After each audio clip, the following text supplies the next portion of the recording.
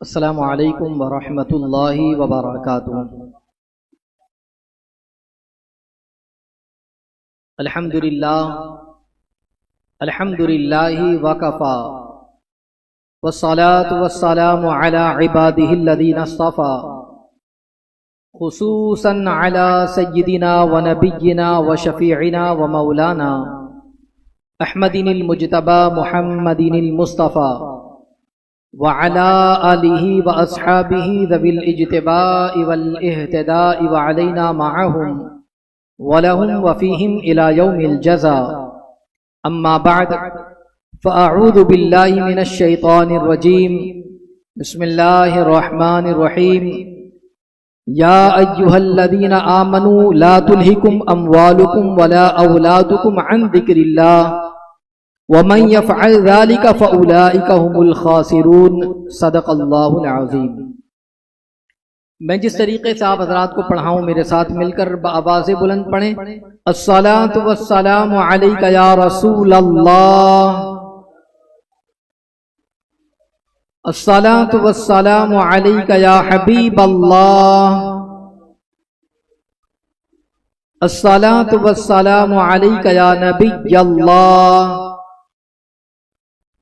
وعلی آلک واصحابک یا نور اللہ، صلی اللہ تعالی علیہ وسلم۔ میں نے جس آیہ کریمہ کی تلاوت کا شرف حاصل کیا، اللہ جل شانہ اس کے متعلق مجھے حق کہنے اور آپ سب کو حق سننے اور ہم تمام کو اس پر عمل کرنے کی توفیق رفیق عطا فرمائے۔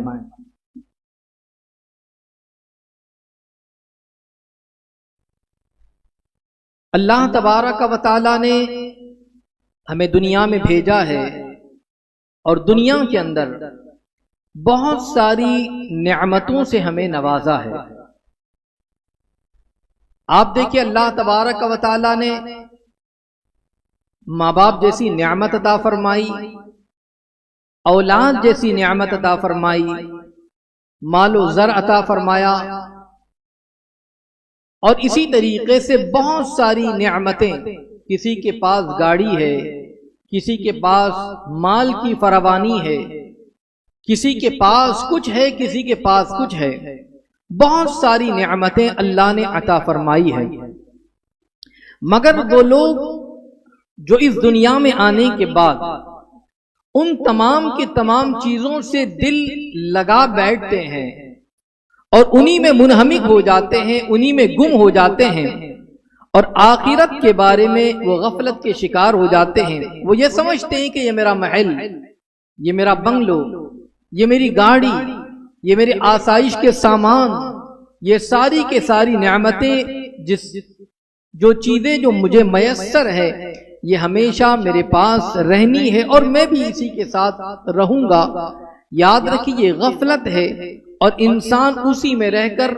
آخرت کو بھول جاتا ہے، فراموش کر جاتا ہے۔ اور جب وہ بندہ غفلت کا شکار ہوتا ہے، انہی چیزوں میں دل لگا لیتا ہے، تو اس کا سب سے بڑا جو نقصان ہوتا ہے وہ نقصان گناہوں پر دلیری ہونا۔ جب ایک انسان کے پاس دولت ہو اور وہ یہ سمجھے کہ دولت میرے پاس ہے، یہ ہمیشہ میرے پاس رہنے والی ہے اور میں اس جگہ پر ہمیشہ رہنے والا ہوں، تو اب وہ اس کا بیجا استعمال شروع کر دیتا ہے۔ کسی کے پاس کوئی اچھی چیز ہے اور وہ یہ سمجھتا ہے کہ نعمت میرے پاس ہمیشہ باقی رہنے والی ہے اور میں بھی یہیں رہنے والا ہوں، پھر وہ اس کا مس یوز کرنا شروع کر دیتا ہے اور وہ گناہ پر دلیر ہوتا چلا جاتا ہے۔ اور وہ بندہ جو اسے دنیاوی ساز و سامان جو اللہ نے جو کچھ اسے عطا فرمایا ہے اس سے دل نہیں لگاتا،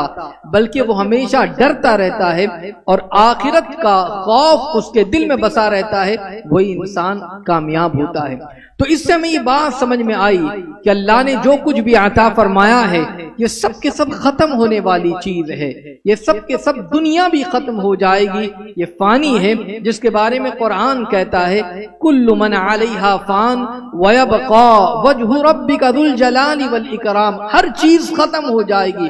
فنا ہو جائے گی، باقی رہنے والی ذات احکم الحاکمین کی ہے، اللہ رب العالمین کی ہے۔ میں نے جس آیت کریمہ کی تلاوت کی، اللہ رب العزت ارشاد فرماتا ہے یا ایھا الذین آمنوا لا تلہکم اموالکم واولادکم عن ذکر اللہ ومن یفعل ذلک فاولئک هم الخاسرون۔ ایمان والے بندوں سے اللہ خطاب کر رہا ہے اور ارشاد فرماتا ہے اے ایمان والو، تمہارے مال نہ تمہاری اولاد کوئی چیز تمہیں اللہ کے ذکر سے غافل نہ کرے، تمہارے مال اور نہ تمہاری اولاد کوئی چیز تمہیں اللہ کے ذکر سے غافل نہ کریں۔ اور پھر فرمایا وَمَن يَفْعَلْ ذَلِكَ فَأُولَئِكَ هُمُ الْخَاسِرُونَ، اور جو ایسا کرے وہی لوگ نقصان میں ہیں، وہی لوگ گھاٹے میں ہیں، وہی لوگ خسارے میں ہیں۔ تو پتہ یہ چلا اس آیت کریمہ کے اندر ہمیں بتایا جا رہا ہے، ایمان والوں کو ایک نصیحت دی جا رہی ہے، ایک اہم میسج دیا جا رہا ہے، ایک اہم پیغام دیا جا رہا ہے کہ اے ایمان والو، منافقوں کی طرح تمہارے مال اور تمہاری اولادیں تمہیں اللہ کے ذکر سے غافل نہ کر دے، یعنی جو کچھ اللہ نے تمہیں عطا فرمایا ہے تم اسی میں نہ لگ جانا، تم اسی میں نہ ڈوب جانا۔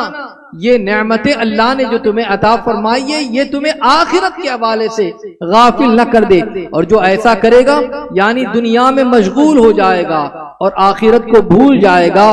مال کی محبت میں لگ جائے گا، اور مال کی محبت میں لگ کر وہ دین سے دور ہوگا،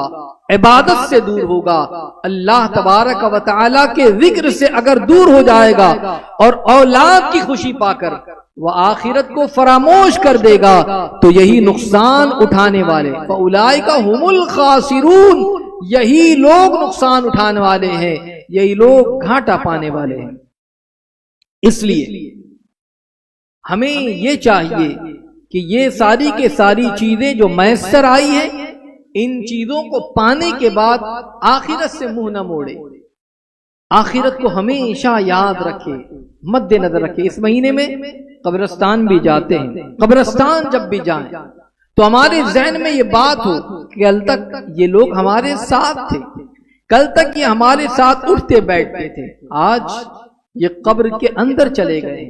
کل تک ان کے ساتھ ہمارے لین دین تھے، آج یہ قبر کے اندر چلے گئے، کل تک بڑے عالیشان محلات کے اندر یہ رہتے اور فخر کیا کرتے تھے، مگر آج ایک چھوٹے سے گڑھے کے اندر موجود ہیں، کل تک لگژری گاڑیاں ان کی سواری ہوا کرتی تھی اور آج وہ اس قبر کے اندر اور اندھیری کوٹڑی کے اندر موجود ہے۔ تو پتہ یہ چلا کہ آخرت کو یاد کریں گے تو یہ آخرت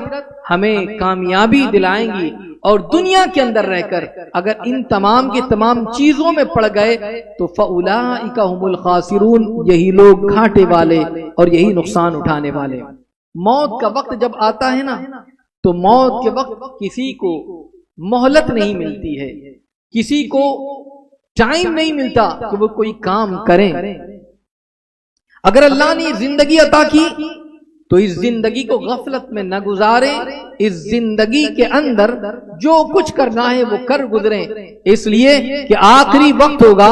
آخری وقت میں وہ انسان موت کے وقت اگر یہ تمنا کرے گا، یہ خواہش کرے گا یہ کاش یہ کام میں کر لوں، ایک کام میں کر لوں، ایک عمل میں کر لوں، اسے اتنی مہلت نہیں دی جائے گی۔ میں جس کو آپ کو بتاؤں کہ اللہ اکبر، حضرت ابو بکر بن عبداللہ مزنی رحمت اللہ مولا تبارک و تعالی فرماتے ہیں کہ بنی اسرائیل میں کا ایک شخص جس نے بہت سارا مال جمع کیا، اس لیے کہ مال کی محبت بڑی ہوا کرتی ہے، کچھ ملتا ہے تو سوچتا ہے اور مل جائے، جب اور ملتا ہے وہ سوچتا ہے اور مل جائے، اس نے اسی طریقے سے صرف اور صرف مال کو جمع کرتا رہا، پوری زندگی مال جمع کرتے کرتے اس بندے نے گزار دی، یہاں تک کہ بہت مال جمع کیا، بہت مال جمع کیا، موت کا وقت قریب آیا۔ تو جب موت کا وقت قریب آیا تو اپنے بیٹوں سے کہنے لگ گیا کہ مجھے میرے مختلف اموال دکھاؤ، یعنی جو کچھ میں نے مال جمع کیا، سونا جمع کیا وہ دکھاؤ، چاندی جمع کیے وہ دکھاؤ، روپیے پیسے جمع کیے وہ دکھاؤ، سواریاں جمع کیے وہ دکھاؤ، جو جو چیزیں میں نے اپنی پوری زندگی کے اندر جمع کی ہے وہ تمام کی تمام چیزوں کا مجھے مشاہدہ کراؤ، مجھے دکھاؤ۔ اللہ اکبر۔ جب اس طریقے سے کہنے لگ گیا میرے غلام کہاں ہیں، میرا اونٹ کہاں، میرے گھوڑے کہاں، میری وہ چیز کہاں، یہ چیز کہاں، اس طریقے سے کرنے لگ گیا تو جب اس نے ان کی طرف دیکھا اور ساری کے ساری چیزوں پر جب نظر دوڑائی، اس لیے کہ وہ آخری سانسیں لے رہا تھا، تو حسرت سے رونے لگ گیا، آنکھوں سے آنسو جاری ہونے لگ گئے، اس لیے کہ پوری زندگی، پوری طاقت اس نے سونا جمع کرنے، چاندی جمع کرنے، مال جمع کرنے اور سواریوں کو جمع کرنے میں لگا دیا تھا، پوری طاقت اسی پر اس نے لگا دیا تھا۔ آج وہ ساری کے ساری چیزیں اس کی نگاہوں کے سامنے تو تھی مگر کچھ کر نہیں سکتا، افسوس کا مقام تھا، حسرت بھری نگاہوں سے دیکھ رہا تھا، اور حضرت ملک الموت جو ہے اس کے قریب موجود تھے، اس نے حضرت ملک الموت نے اسے روتے ہوئے دیکھا، کہا کہ کیوں رو رہا ہے، یہ وقت رونے کا وقت نہیں، کیوں رو رہا ہے؟ کہنے لگ گیا اس ذات کی قسم جس نے تمہیں یہ سب کچھ دیا، جب تک تیری روح اور بدن ایک دوسرے سے جدا نہ کر دوں گا یہاں سے نہ جاؤں گا، یعنی اب میں موت کا فرشتہ ہوں، میں آ گیا ہوں، تیری روح قبض ہو جائے گی، اسی کے بعد میں یہاں سے جاؤں گا، تمہیں ایسے ہی چھوڑ کر نہ جاؤں گا۔ اس موقع پر اس نے کہا کہ مجھے تھوڑی مہلت دے دیجئے، تھوڑا وقت دے دیجئے، شارٹ ٹائم مجھے مل جائے، اور کیوں مل جائے؟ اس لیے کہ میں اس چھوٹے سے وقت میں، تھوڑے سے وقت میں اس مال کو میں اپنے بچوں میں تقسیم کر دوں، بیٹوں کو میں بانٹ دوں۔ اللہ اکبر۔ فرشتے نے اس موقع پر کہا کہ نہیں، تمہیں کچھ بھی مہلت نہیں ملے گی، تھوڑا ٹائم بھی نہیں ملے گا، اس لیے کہ اگر یہ سارا کے سارا کام تم نے کرنا تھا تو پہلے کیوں نہیں کیا؟ اب یہ آخری وقت ہے، تمہیں کوئی مہلت نہیں ملے گی۔ اور اس موقع پر اس کی روح جو ہے وہ قبض کر لی گئی، اس کی روح جو ہے وہ اس کے جسم سے جدا کر دی گئی۔ پتہ یہ چلا کہ یہ وقت دنیا اللہ نے یہ زندگی عطا فرمائی، یہ سانسیں جو چل رہی ہے، آج وقت ہے، اس وقت کا فائدہ اٹھائے، اس وقت کے اندر جو کچھ عمل کرنا ہے وہ کر گزریں، اس لیے کہ جب آخری وقت ہوگا حسرت بھری نگاہوں سے ہم دیکھیں گے اپنے پاسٹ کو، اپنے ماضی کو، اور صرف یادیں ہی رہیں گی، اس کا کوئی فائدہ نہ ہوگا، جس کو قرآن مقدس یوں بیان کرتا ہے وَأَنفِقُوا مِمَّا رَزَقْنَاكُمْ مِن قَبْلِ أَن يَأْتِيَ أَحَدَكُمُ الْمَوْتُ فَيَقُولُ رَبِّي لَوْلَا أَخَّرْتَنِي إِلَىٰ أَجَلٍ قَرِيبٍ فَأَصَّدَّقَ وَأَكُن مِّنَ الصَّالِحِينَ۔ قرآن مقدس میں اللہ اس چیز کو بیان کرتا ہے، اور ہمارے دیے میں سے کچھ ہماری راہ میں خرچ کرو قبل اس کے کہ تم میں کسی کو موت آئے، پھر کہنے لگے اے میرے رب تو نے مجھے تھوڑی مدت تک کیوں مہلت نہ دی کہ میں صدقہ کر دیتا اور نیکیوں میں ہوتا، اور ہرگز اللہ تبارک و تعالیٰ کسی جان کو مہلت نہ دے گا جب اس کا وعدہ آ جائے گا۔ جب دنیا کی زندگی ہے، اس زندگی کے اندر اللہ نے مہلت دی ہوئی ہے، اب اس کا استعمال ہم غلط کاموں میں اگر کر گزرے تو سوائے افسوس کے، خسارے کے اور کچھ نہیں، اس لیے کہ موت کے وقت وہ کہے گا کاش مجھے تھوڑی مہلت مل جاتی تاکہ میں نیکوں میں سے ہو جاتا، یعنی مال ملا تو اس مال کو خرچ کر دیتا، راہ خدا میں خرچ کرتا، اچھے اعمال کر گزرتا۔ فرمایا وَلَن يُؤَخِّرَ اللَّهُ نَفْسًا اذا جاء اجلها واللہ خبیر بما تعملون۔ اللہ ہرگز کسی جان کو مہلت نہ دے گا جب تک اس کا وعدہ آ جائے، اور جب اس کا وعدہ آ جائے اور اللہ کو تمہارے کاموں کی خبر ہے جو کچھ کر رہے ہو، تو اب اللہ نے جو مہلت عطا فرمائی ہے، یہ زندگی عطا فرمائی ہے، اللہ نے اگر مال عطا فرمایا، مال کو اس کی راہ میں خرچ کرو۔ آج ہوتا یہ ہے کہ جو ہم پر زکوٰۃ فرض ہے، ہم زکوٰۃ فرض ادا کرنے کے ہیلے بہانے ڈھونڈتے ہیں۔ اگر اللہ نے مال عطا فرمایا، استطاعت ہے، حج فرض ہے، مگر اس کو ادا کرنے کے لیے ہیلے بہانے کرتے، ابھی تو یہ کام باقی ہے، وہ کام باقی ہے، پھر ہم ادا کر لیں گے۔ اللہ نے جسم عطا فرمایا، صحت عطا فرمائی، اب ہمیں اس صحت کا استعمال عبادت کرتے ہوئے کرنا چاہیے، مگر ہم اس صحت کو دوسرے کاموں میں تو گزار دیتے ہیں، اور جب بیماری لاحق ہو جاتی ہے، صحت میں کمزوری لاحق ہو جاتی ہے، جب چلنے پھرنے اٹھنے بیٹھنے کی جب نوبت اس طریقے کی آ جاتی ہے کہ ہم نہ اٹھ سکتے ہیں نہ بیٹھ سکتے ہیں، اب ہم سوچتے ہیں کاش میں ان دنوں میں عبادت کر لیتا، کاش میں ان دنوں میں نماز ادا کر لیتا۔ تو اس لیے یہ آخری وقت اس موقع پر بندہ تصور کرے گا، یہ سوچے گا کاش مجھے مہلت مل جاتی تو میں نیکوں میں ہو جاتا، یعنی اچھے لوگوں میں میرا شمار ہو جاتا، میں نیکیاں کاش کر لیتا، مگر اس وقت مہلت نہیں دی جائیں گی۔ جس طریقے سے آپ نے اس چیز کو بھی سماعت کیا کہ جس طریقے سے حضرت ابوبکر بن عبداللہ مزنی نے یہ اپنے واقعے کو بیان کیا کہ وہ شخص آخری وقت میں ملک الموت سے کہہ رہا تھا تھوڑی مہلت مجھے مل جائے، تھوڑا ٹائم مجھے مل جائے، مگر اسے وقت نہیں دیا گیا۔ آج سانسیں چل رہی ہے، زندگی باقی ہے، جب زندگی باقی ہے تو اس زندگی کا استعمال اسی طریقے سے کریں تاکہ اللہ کی عبادت کریں، تاکہ مولا کی بندگی کریں اور اللہ تبارک و تعالیٰ کو منائیں، اللہ تبارک و تعالیٰ کی بندگی کرتے ہوئے اپنی زندگی کو گزاریں۔ اللہ نے جو کچھ عطا فرمایا، جو نعمتیں عطا فرمائی، ان نعمتوں کا صحیح استعمال کریں، مال ملائے صحیح استعمال کریں، صحت ملی ہے صحیح استعمال کریں، اولاد اللہ نے عطا فرمائی اس کو سنتوں کے راہ پر گامزن کرے، اللہ نے وقت عطا فرمایا ایسی محفلوں کو تلاش کریں، اس میں آئیں بیٹھیں، اللہ تبارک و تعالیٰ نے جو کچھ عطا فرمایا ان تمام کے تمام نعمتوں کو صحیح استعمال کر کے اس کا شکر ادا کریں۔ اگر شکر ادا کرو گے تو اللہ فرماتا ہے لَإِن شَكَرْتُمْ لَأَزِيدَنَّكُمْ، اگر تم شکر کرو گے اللہ اس نعمت کو اور زیادہ فرما دے گا۔ تو اللہ تبارک و تعالیٰ عطا فرمائے۔ اب دیکھو بعض حضرات اگر نماز پڑھیں، مال کو خرچ کریں، عبادت کریں، بندگی کریں، اور پھر اپنے آپ کو یہ نہ سوچیں کہ میں بہت متقی ہوں، میں نے بہت عبادت کر لی، میں نے بہت ساری نیکیاں کر لی، میں مسجدوں کے اندر الگ الگ جگہوں پر جا کر عبادتیں کرتا رہا، میں نے یہ کیا وہ کیا۔ نہیں، اگر واقعی اس طریقے کا معاملہ ہے تو ہم اللہ والوں کی زندگی کو دیکھیں تو ہمیں پتہ چل جائے گا اللہ والوں کی زندگی کیسی ہوا کرتی اور کیسی گزرا کرتی۔ عبادت کرتے تصور کیا ہوتا،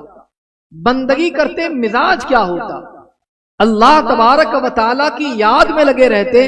اور کیفیت کیا ہوتی اس کیفیت کو آپ سماعت کر لیں تاکہ پتہ چل جائے۔ حضرت شیخ ابو علی دقاق رحمت اللہ تعالی علیہ ارشاد فرماتے ہیں کہ بہت بڑے اللہ تبارک و تعالیٰ کے ولی بہت سخت بیمار ہوئے، اور اتنے سخت بیمار کہ ان کی عیادت کے لیے لوگ حاضر ہوئے، جوق در جوق لوگ حاضر ہو رہے ہیں، عیادت کر رہے ہیں، ان کے پاس آ رہے ہیں، اس لیے کہ جو اللہ والے ہوا کرتے ہیں، نیک بندے ہوا کرتے ہیں، لوگ ان کے پاس کشا آتے ہیں۔ اور ایک بات یہ بھی یاد رکھیں، اگر پتہ چل جائے کہ کوئی مسلمان بیمار ہے تو اس کی عیادت کے لیے جانا چاہیے، یہ بھی سنت ہے، یہ طریقہ ہے، یہ اللہ کے رسول علیہ السلام کا طریقہ ہے، بزرگوں کا بھی طریقہ رہا ہے۔ اگر اس سنت پر عمل کرنے کا اللہ موقع عطا فرمایا تو ضرور بیمار کی مریض کی عیادت کرنے کے لیے جائیں۔ فرماتے ہیں کہ وہ اللہ کے نیک بندے، اللہ کے ولی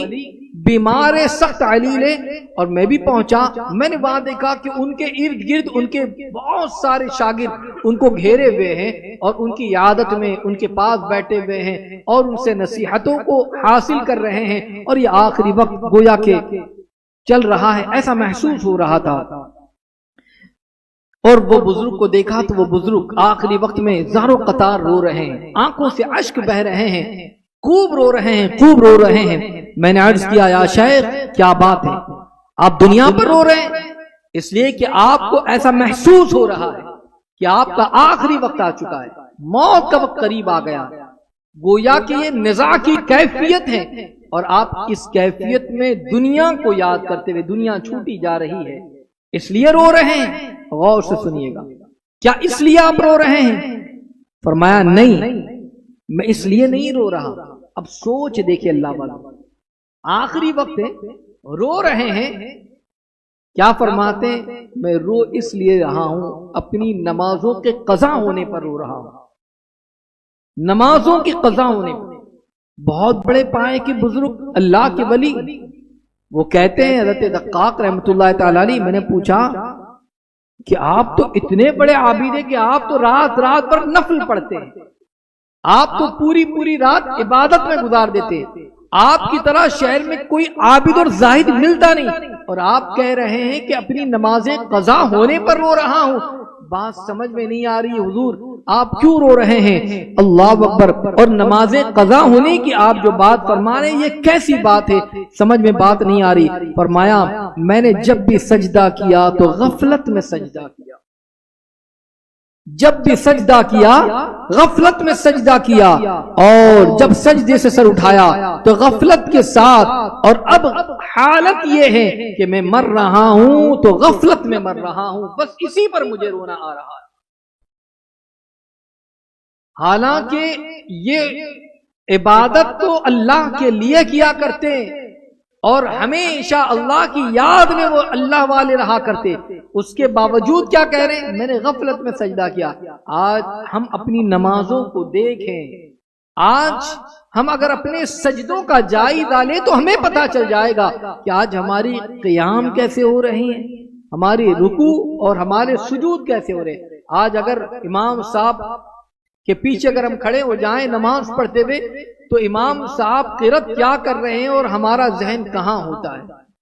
ہم کہاں سجدے میں اور ہمارا ٹائم کہاں جاتا ہے، ہمیں کچھ پتہ نہیں چلتا کہ ہم کیا سوچ رہے ہیں۔ کبھی ہم نماز میں ہوتے ہیں اور اپنا حساب کتاب کرتے ہیں، کبھی نماز میں ہوتے ہیں تو یہاں جانا ہے وہاں جانا ہے کا خیال ہوتا ہے، کبھی عبادت کرتے ہیں تو پھر ہماری عبادت، ہمارا وجود کہیں اور ہوتا ہے، ذہن کہیں اور ہوتا ہے، دماغ کہیں اور ہوتا ہے۔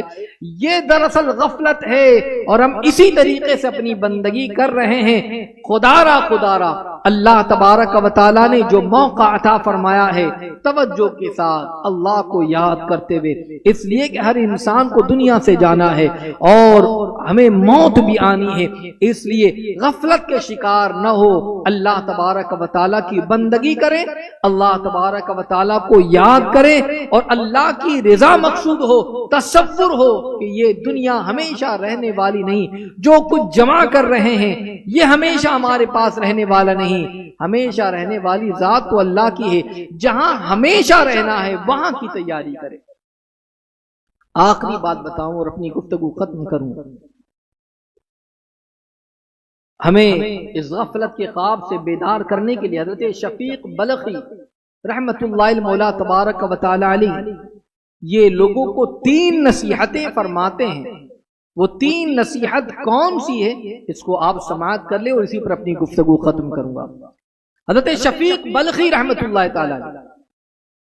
لوگوں کو نصیحت فرما رہے ہیں اور نصیحت کرتے ہوئے ارشاد فرماتے، پہلی نصیحت کرتے ہیں اور ارشاد فرماتے ہیں کہ اے لوگوں، کہتے ہیں کہ ہم اللہ پاک کے بندے ہیں، اور ہر کوئی یہ کہے گا، میں آپ سے پوچھوں، میں اپنے آپ سے پوچھوں کس کے بندے؟ ہر کوئی کہے گا کہ اللہ کے بندے۔ کہتے ہیں کہ لوگ کہتے ہیں کہ اللہ کے بندے ہیں، لیکن کام غلاموں جیسے نہیں بلکہ آزادوں کی طرح کرتے ہیں، اس لیے کہ پہلے آزاد جو ہوا کرتا وہ اپنی مرضی چلایا کرتا، غلام کی مرضی تو خود کی کچھ نہیں ہوتی، غلام کی مرضی خود کی نہیں ہوتی، بلکہ غلام کو جو آرڈر ہوتا ہے غلام وہی کام کرتا ہے، جو حکم دیا جاتا ہے غلام وہی کام کرتا ہے۔ کہتے ہیں کہ تم کہتے ہو کہ اللہ کے بندے ہیں مگر کام غلاموں جیسے نہیں، آزادوں جیسے، یعنی اپنی مرضی والے کام کرتے۔ ہونا تو یہ چاہیے کہ جب کہا اللہ کے بندے تو اللہ کی مرضی پر عمل ہونا چاہیے، مگر اللہ کی مرضی نہیں، اپنی مرضی چلاتے ہیں۔ اللہ اکبر۔ حضرت شفیق بلخی پہلی نصیحت کرتے ہیں جب اللہ کے بندے ہو تو پھر اللہ کی مرضی پر عمل کرو، اللہ کے حکم پر عمل کرو، اپنی کوئی مرضی نہ ہو۔ دوسری نصیحت حضرت شفیق بلخی رحمت اللہ تعالی علیہ فرماتے ہیں، کہتے ہیں کہ اللہ تبارک و تعالی ہی ہے جو ہمیں رزق دیتا ہے، بلا شبہ اللہ رزق عطا فرماتا ہے، اللہ ہی ہے رزق عطا فرماتا ہے، لیکن ان کے دل دنیا اور سامان دنیا جمع کیے بغیر مطمئن ہی نہیں رہتے،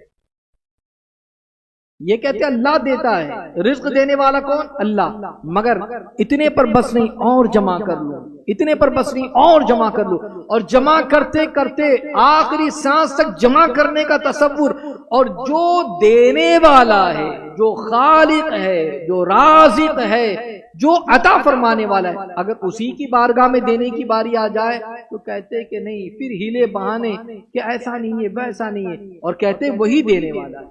اور جب اسی کے نام پر مانگا جائے تو جیب میں ہاتھ نہیں جاتا۔ کہتے کہ اللہ تبارک و تعالی رزق عطا فرمانے والا ہے، لیکن دنیا اور سامان دنیا جمع کرنے میں اور یہ چیزیں جو ہے وہ ان کے اقرار کے خلاف ہے، اس لیے کہتے کچھ اور ہے، کرتے کچھ اور ہے۔ تیسری نصیحت حضرت شفیق بلخی فرماتے ہیں، کہتے کہ آخر ہمیں مرنا ہے، اور ہر کوئی کہتا ہے کہ مرنا ہے، دنیا میں کوئی ہمیشہ کے لیے نہیں آیا۔ کل نفس ذائقۃ الموت، ہر نفس کو موت کا مزہ چکھنا ہے، مگر کام ایسے کرتے ہیں جیسے انہیں کبھی مرنا ہی نہیں ہے، ہمیشہ رہنا ہے، بس یہی کام کرتے ہمیشہ۔ اس لیے میرے آقا علیہ السلام کی پیارے دیوانوں، بڑی پتے کی بات حضرت شفیق بلخی نے فرمائی ہے، ہم عمل کریں، اللہ کی مرضی پر اپنی زندگی گزاریں، اللہ نے دیا ہے، جتنا دیا اس پر خوش رہیں تو انشاءاللہ زندگی خیر کے ساتھ گزرے گی۔ اللہ کی راہ میں خرچ کریں، اور یہ تصور رکھیں کہ ایک نہ ایک دن مرنا ہے، تو انسان گناہوں پر دلیر نہیں ہوگا، نیکیاں کرے گا، عبادت کرے گا۔ اللہ رب العزت مجھے آپ کو سب کو عمل کی توفیق عطا فرمائے، گناہوں سے بچائے، نیکیوں کی توفیق عطا فرمائے، ایمان پر رکھے، ایمان پر خاتمہ نصیب فرمائے۔ استغفر اللہ العظیم الذی لا الہ الا هو الحی القیوم واتوب الیہ وما علینا الا البلاغ۔ السلام علیکم ورحمۃ اللہ وبرکاتہ۔